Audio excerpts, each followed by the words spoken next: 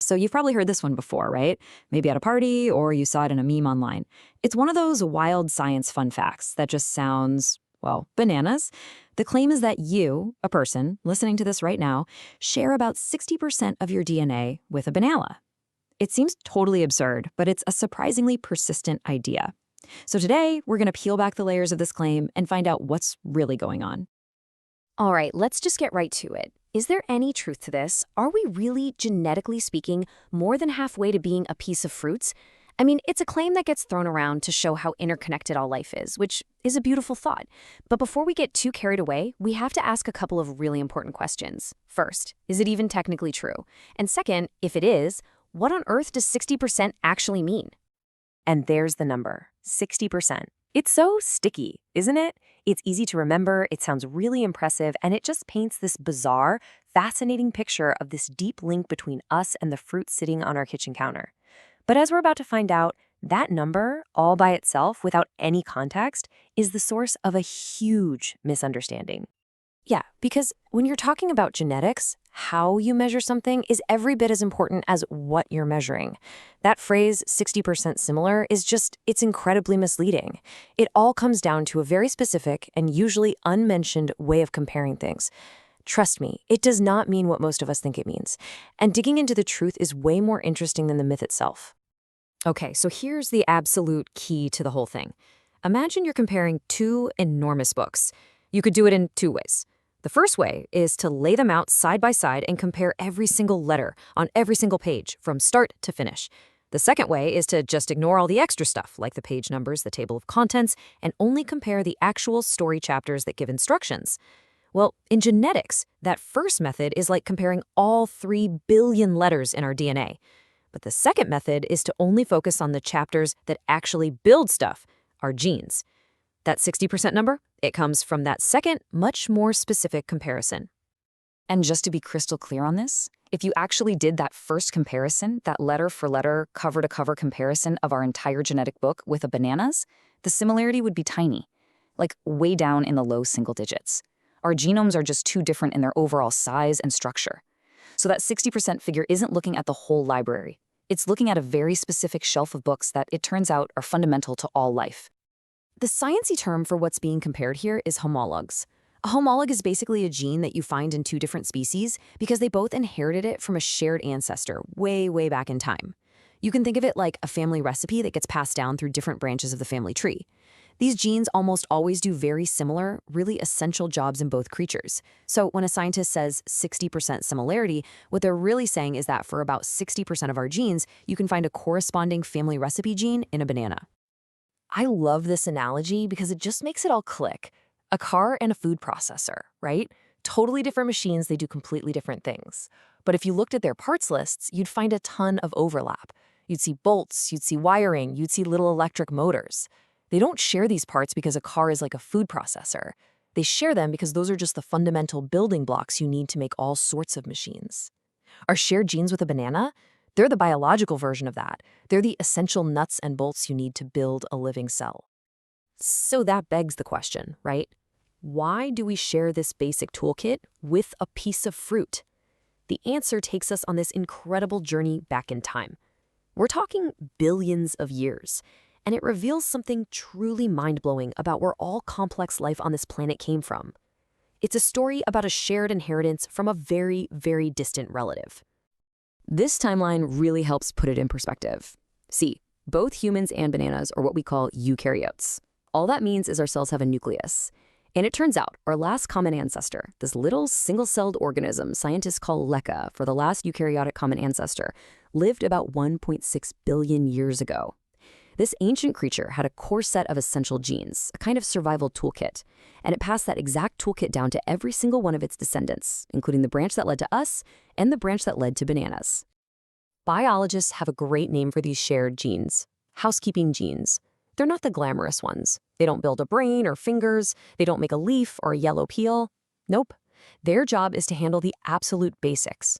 They're the crew working behind the scenes, doing all the essential tasks that every single cell in your body and every cell in that banana has to do just to stay alive. So what kind of jobs are we talking about? Well, it's basically the core operating system for life. You've got genome maintenance. That's the machinery that copies and repairs DNA whenever a cell divides.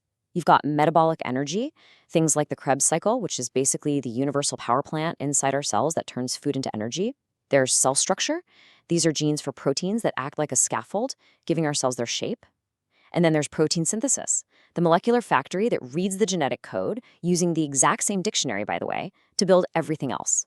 These jobs are so critical, so non-negotiable, that they've been saved and passed down for over 1 billion years. Okay, so we've established that we share the blueprints for a basic cellular toolkit. But we gotta add another layer here, a bit more nuance. Just because we both have a gene for, say, a motor, doesn't mean it's the exact same motor. Having a counterpart gene isn't the same as that gene being 100% identical. Evolution's had 1.6 billion years to tinker with the designs, you know? And this is where the numbers get even cooler. So while about 60% of our genes have a banana counterpart, if you actually look at the proteins those genes build, the final product, their sequences are only about 40% identical on average. So back to our analogy. The car and the food processor both have a little motor, sure, but the exact design, the materials, the power output of that motor, all of that has been modified and tweaked over 1 billion years of separate development. So how is that possible? How can the gene be there but the protein be so different?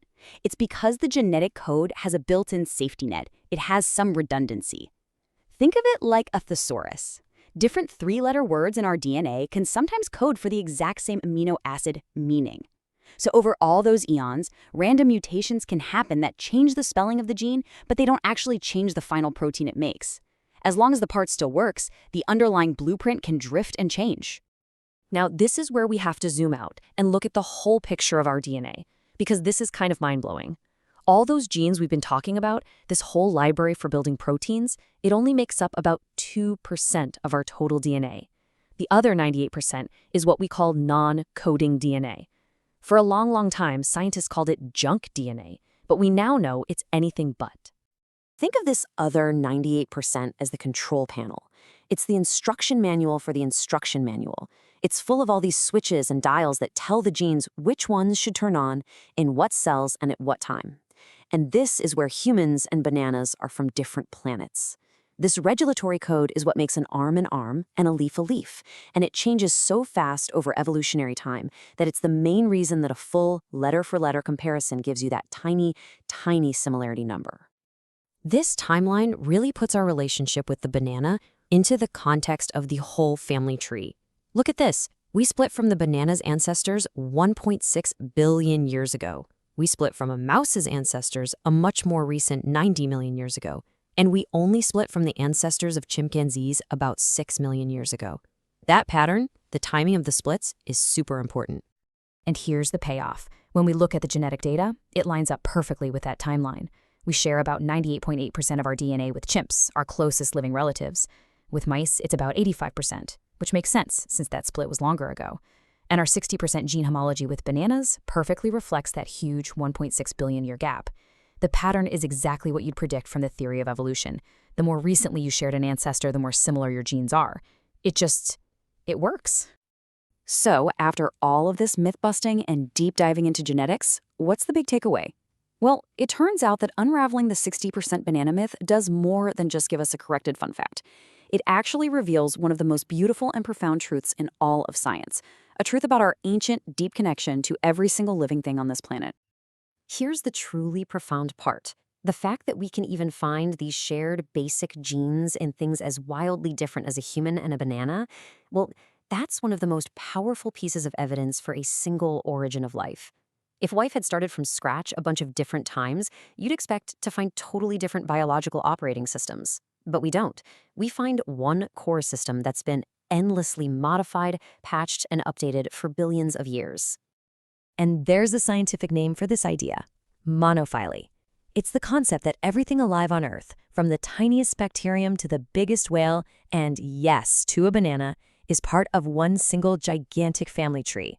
We all stem from that one single common ancestor, way back when. This quote just nails it. The fundamental cellular software was designed only once. Evolution didn't reinvent the wheel for every new species.